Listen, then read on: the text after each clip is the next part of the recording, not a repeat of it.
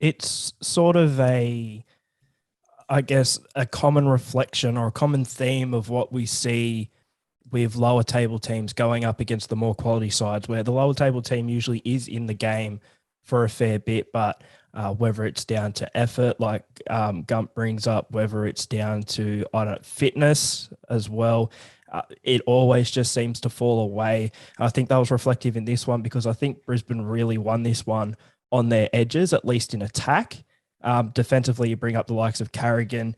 He was amazing. For Newcastle, I thought their forwards were at least sort of sticking with them for a while. And I think when they started to drop off, it allowed Brisbane to sort of get that ball out wide, get the running meters up for some players. I'm going to bring him up first because I do every week. So one Cobbo once again going to another level. Payne Haas as well. I thought for someone who for so long we've been going on about every single week, the clear standout. The past couple of weeks, not really, but this week, I think definitely probably got back to close to Brisbane's best player, possibly best player in the field, but he's always going to be in that discussion. But I think overall, yeah, really, it was won by Brisbane's edges in attack. And again, whether it's probably a mixture of a few things for Newcastle. There's still huge problems at this club. And a quality football side took advantage of it in the end when they saw weakness. I thought, well, just you mentioned the edges. The two Brisbane wingers had more tackle busts than the entire Newcastle team. They had 9 each. That sums it up pretty well. Talk about career renaissances. Corey Oates is flying. Yeah. Yep. He's flying, making big meters, scoring tries, showing some pace on occasion.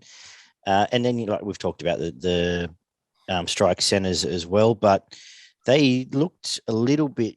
Well, they missed their rudder for the first half an hour. It was pretty clear. I thought Brisbane, Ezra Mann was trying a bit too hard, kicking for himself. Once he calmed down in the second half, he looked much more dangerous. And I'd be very excited to see him actually play outside Reynolds because he could tear teams apart if he was the Jerome Luai if he was the sort of Luai to a Cleary in this team. Big, strong, nice short kicking game, at least from what we saw. Carrigan, I like Carrigan's. It was very clear he was just playing tag team partners with Haas. He'd either take the hit up or try and put Haas into, feed the ball onto Haas. And they were obviously a very good 1-2 punch, and will be very good in Orange. No, he won't because Haas plays for us. Disregard that comment. And they had able support. Ricky was good again, and Jensen was good at times again as well. I thought if they have Reynolds, they probably do win by 50. It's pretty simple. Newcastle for the first half were good. It was Ponga's best, as good as Ponga's looked for a while. He still doesn't like getting hit. The ball he fumbled was because he was clearly like looking over his shoulder, trying not to get smashed from behind or whatever. So he does that a little, but in attack, he looked good at times. And I've got to wrap Anthony Milford. He was the most dangerous player, I thought, for a lot of the game. Especially that first half an hour. Yeah. First half, and they concentrated purely on what Barney's spoken about. He's kicking behind the Brisbane edges and exposing them, and it was paying dividends for a lot of this game. And it wasn't until Brisbane started asserting themselves and just came out second half and decided just steamrolling that the game was really put to bed. But Knights were who they are. There was a better performance than they've shown last few weeks, and Brisbane are very good. What do you make of it, Barn?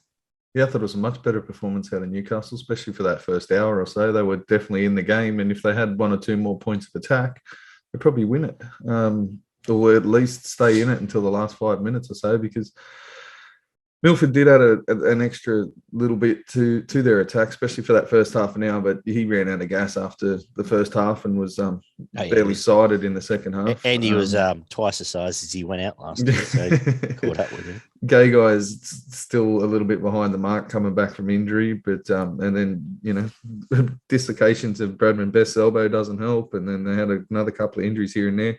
I thought Frizzell was tremendous coming back again. He's played a lot of good football this year, and wouldn't be surprised to see him get a call up into that New South Wales team in a week's time. I think he's been really good. I thought Newcastle were as good as the Brisbane forward pack for at least the first half an hour, and then Brisbane sort of took control there through the middle, as you mentioned, with Carrigan and Haas. Flegler again had a big impact off the bench. He's only playing 30, 40 minutes, but he's making an impact when he gets out there. little short pass for fucking Ponga to run through the middle, that was really nice football to watch off the young fella Croker. But it was that first 10 minutes of the second half, Newcastle come out looking really flat. There was that soft try with a short ball for Ricky to score and just sort of edge him in front there, and then they never seemed to sort of get back into the game.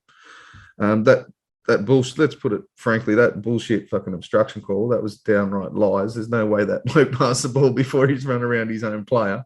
And then it leads to a break, which leads directly to a try in the next 60 seconds.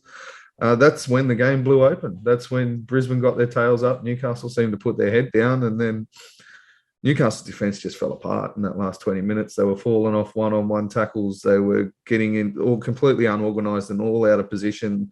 Brisbane at one stage, I think, threw about 20 passes in one tackle and ended up scoring in the corner, went from one side of the field back to the other, and nobody shut it down. Nobody got out of there and did anything else. Newcastle starting pack was pretty strong. Frizzell and Clemmer and Barnett as well, having an impact there. Barnett was good, actually. Yeah, he was real good. 2 weeks in a row since he's come back as well, where I think he's got a point to prove with what happened.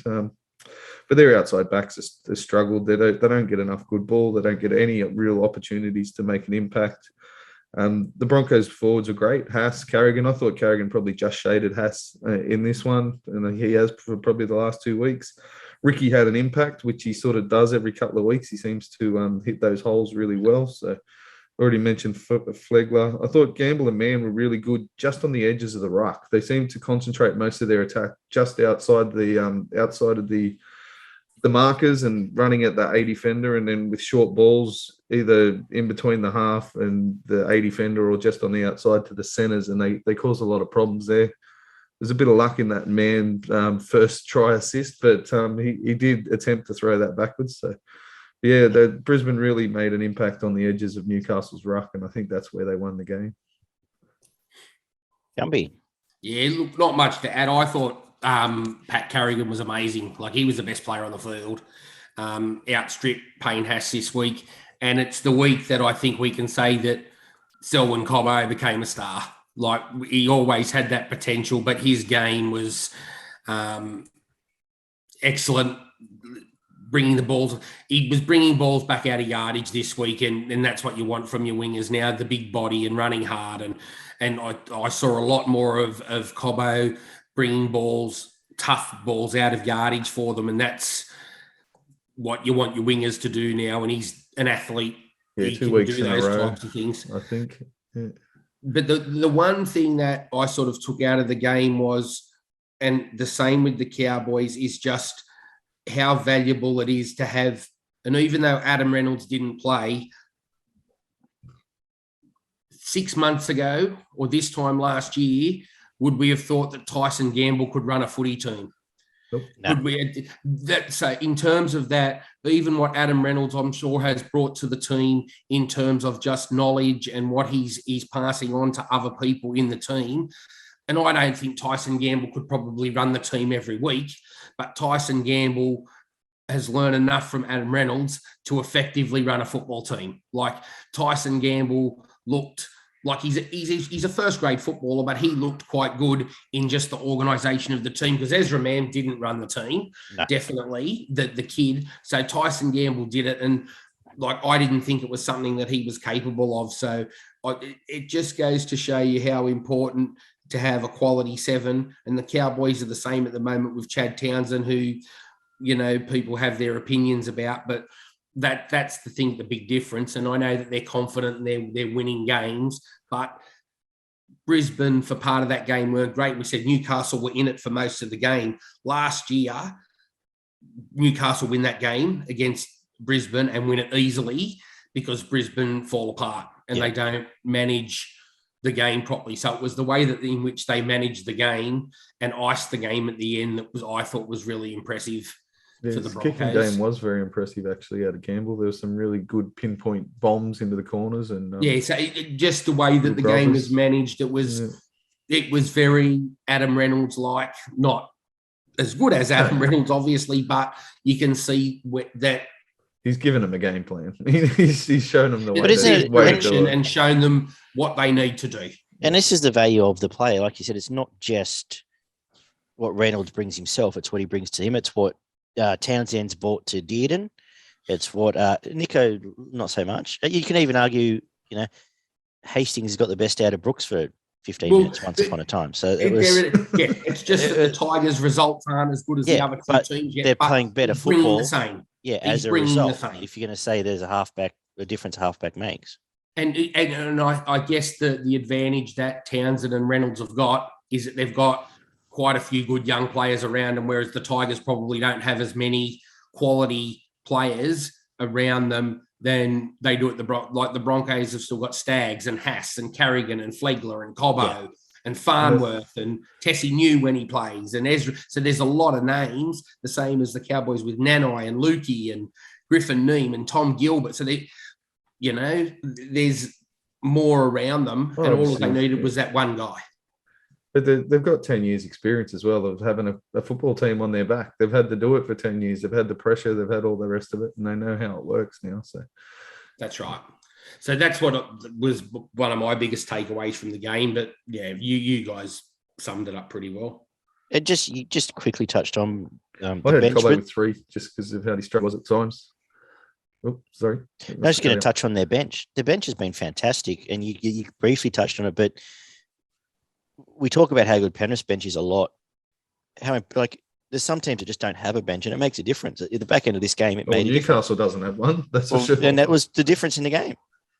Well, it's someone we did mention, but Kobe Hetherington off the bench brings you the same every week. He runs hard, he tackles hard, and he's good off the bench. You don't have any reservations taking off one of your players to bring him on. Whereas some of the coaches, I reckon, shit himself when they've got to take somebody off because they need a break and they think, who have I got to put on? And it's Chris Potato or it's and they don't really want to put them on, but they've got no choice but to put them on. Somebody needs a rest. Yeah, absolutely. Yeah. So, but they don't have that issue. Yeah. You're going to say 3-point Selwyn, were you there? I did, mate. Yeah, I just thought the way that when they needed points, he was the one that provided them. He was always sniffing around. He made good meters as well out of the backfield, which Gumpy mentioned. He didn't miss his job at all in defence. I know he only made 5 tackles or something, but he was pretty strong there as well. So I gave Selwyn the 3. I gave Carrigan 2, and then I had a toss up between Ezra Mam, or Gamble for the 1 point. You could probably even throw in Staggs, who was pretty good with the ball in hand. But I can give it to Gamble. I think. Yeah, I go Gamble. I think he did what we didn't think he was really capable of. So, Mam 100% grew into that game. Absolutely did. Yeah. He's an NFL player. Oh, for sure, 100%.